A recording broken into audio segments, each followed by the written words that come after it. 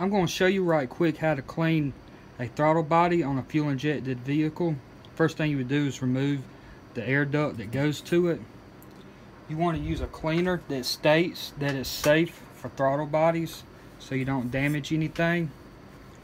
You just want to spray it down real good. Spray that butterfly too.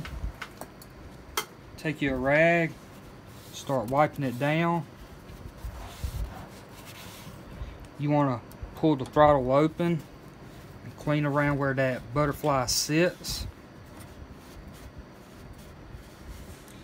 For really caked on stuff, you take an old toothbrush and just scrub it real good.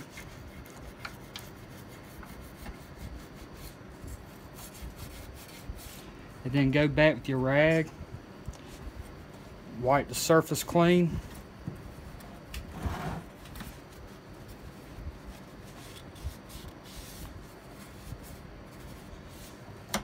And that's pretty much there is to it. I would suggest disconnecting the negative battery cable, so just in case you get any cleaner on the sensor or anything, you don't short anything out. I hope you found this video helpful. If you liked it, please remember to give it a thumbs up and subscribe to my channel.